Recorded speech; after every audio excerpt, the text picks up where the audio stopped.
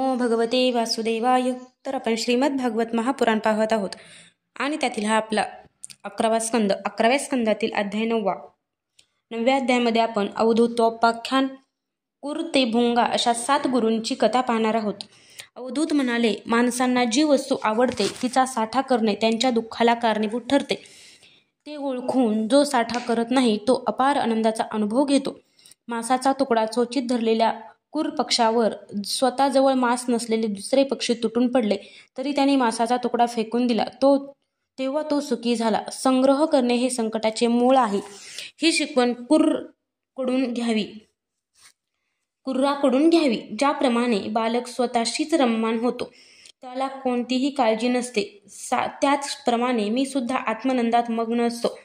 मान मिळो की अपमान मिळो, माझ्यावर त्याचा परिणाम होत नाही. घर परिवार याचीही मला काळजी नाही. जगात फक्त 2च व्यक्ती चिंतामुक्त आहेत. एक म्हणजे अजान व काही काम न करणारे बालक किंवा गुणातीत. हे दोघेही परम आनंदात मग्न असतात. मानापमान इत्यादींची चिंता न करणे हा गुण बालकांकडून घ्यावा. एके दिवशी कुमारिकेच्या घरी तिला मागणी घालण्यासाठी म्हणून काही लोक आले होते. त्या दिवशी तिच्या घरातील लोक कोठेतरी बाहेर गेले होते, म्हणून तिने स्वतःच त्यांचे आदरातिथ्य करण्याचे ठरविले. राजन त्यांच्यासाठी स्वयंपाक करावा या हेतूने ती घरातील एका कोपऱ्यात भात कांडू लागली.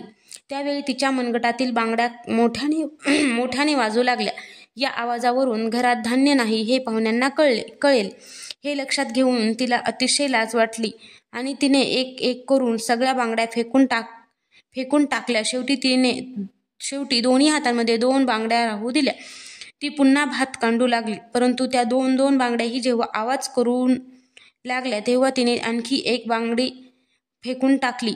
दोन्ही मनगटांमध्ये जेव्हा एक बांगडी शिल्लक राहिली तेव्हा आवाज बंद झाला.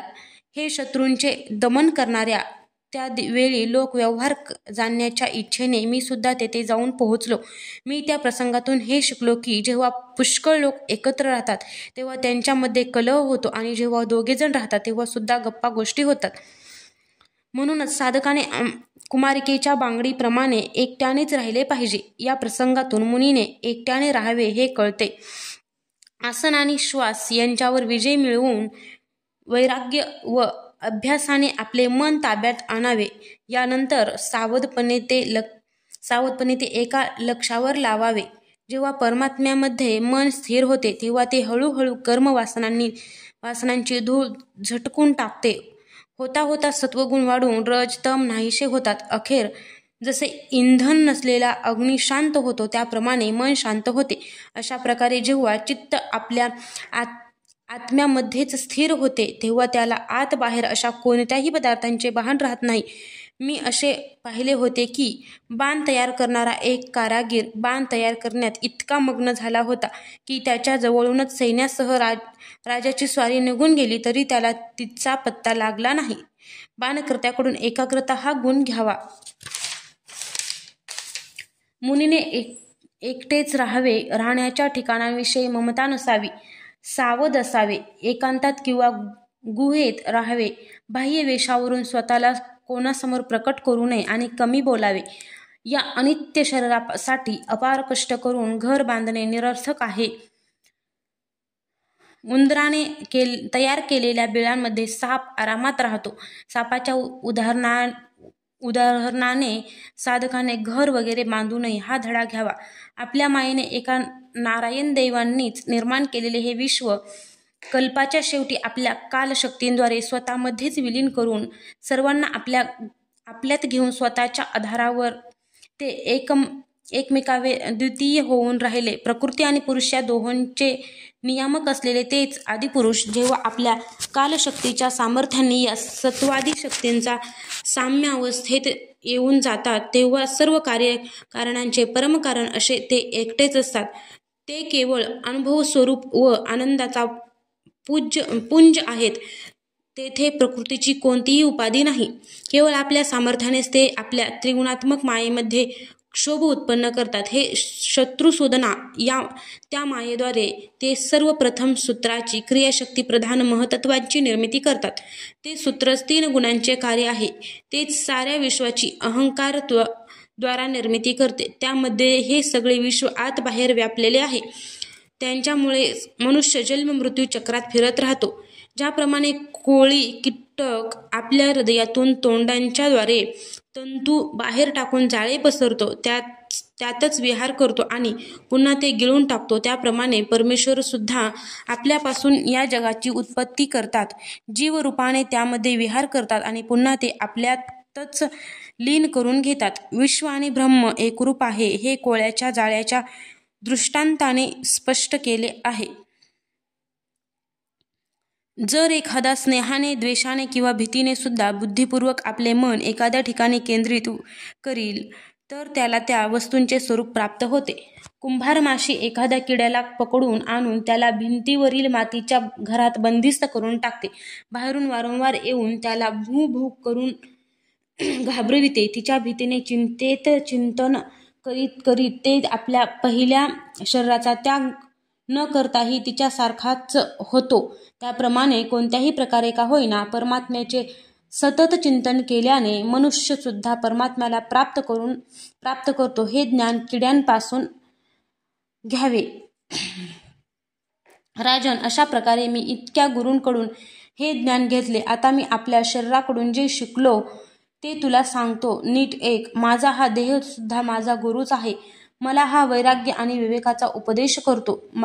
याला जन्म व मरण असल्यामुळे याच्या पाठीशी दुःख सततचे लागलेलेच आहे. या देहांमुळेच मी तत्वचिंतन करत असलो तरी हा देह हिंस्र प्राणी, अग्नी इत्यादी दुसऱ्यांचाच आहे असा निश्चय करून या देहांची आसक्ती सोडून मी वागत असतो.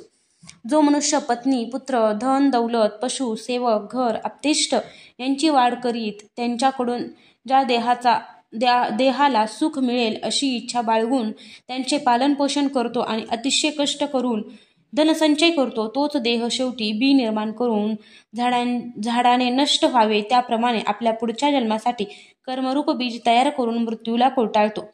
जसे एखाद्या माणसाला त्याच्या पुष्कळशा सवती पत्न्या आपापल्याकडे ओढून त्याला सतावतात, त्याचप्रमाणे देहाभिमानी जीवाला एकीकडे त्याची रसना खाद्यपदार्थांकडे ओढते तर कधी तहान सतावते, कधी एकीकडे जनेंद्रिय व्याकुळ करते तर दुसरीकडे त्वचा, पोट, कान हे आपल्या विषयांकडे खेचून घेतात. नाक कधी सुगंधाकडे ओढते तर कधी चंचल डोळे रूप पाहण्यासाठी आकर्षित करतात. कधी कर्मेंद्रिय आपापल्या विषयांकडे ओढतात. भगवंतांनी आपल्या अचिंत्य शक्ती असलेल्या मायेद्वारे झाडे, सरपटणारे प्राणी, पशु, पक्षी, डास, मासे अशा अनेक प्रकारच्या योनी निर्माण केल्या, परंतु त्यांच्यापासून त्यांचे समाधान झाले नाही. तेव्हा त्यांनी मनुष्य शरीराची निर्मिती केली.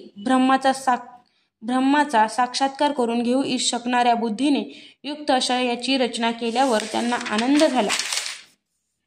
अत्यंत दुर्लभ असणारे हे मनुष्य शरीर पुष्कळ जन्मानंतर मिळालेले आहे. याच्यामुळे परमपुरुषार्थाची प्राप्ती होऊ शकते. त्याचबरोबर हे नाशही पावणारे आहे हे जाणून जोवर मृत्यूने त्याला आपल्या कवेत घेतले नाही तोवरच शहाण्याने तात्काळ आपल्या परमकल्याणासाठी प्रयत्न करावेत, कारण विषय भोग तर सर्वच मिळतात. अशा प्रकारे मला वैराग्य प्राप्त झाले. अंतःकरणांमध्ये विज्ञानाचा प्रकाश पसरला. त्यामुळे मी अहंकार व आसक्ती सोडून या पृथ्वीवर स्वच्छंदपणे वावरतो. म्हणूनच एकाच गुरुकडून पुष्कळ ज्ञान मिळाले तरी ते उत्तम ठसत नाही, कारण एकाच अद्वितीय अशा ब्रह्माबद्दल ऋषींनी अनेक प्रकारे वर्णन केले आहे. श्रीकृष्ण म्हणाले, धीरगंभीर अशा त्या अवधूत दत्तात्रेयांनी राजा यदूला असा उपदेश केला. यदूनेही त्यांना वंदन करून प्रार्थना केली. नंतर दत्तात्रेय प्रसन्न चित्ताने आपल्या इच्छेनुसार तेथून निघून गेले. आपल्या पूर्वजांचे सुद्धा पूर्वज असलेल्या यदूंनी अवधूतांचे हे म्हणणे ऐकून सर्व आसक्तींपासून आपली सुटका करून घेतली आणि ते समदर्शी झाले. अध्याय 9 समाप्त.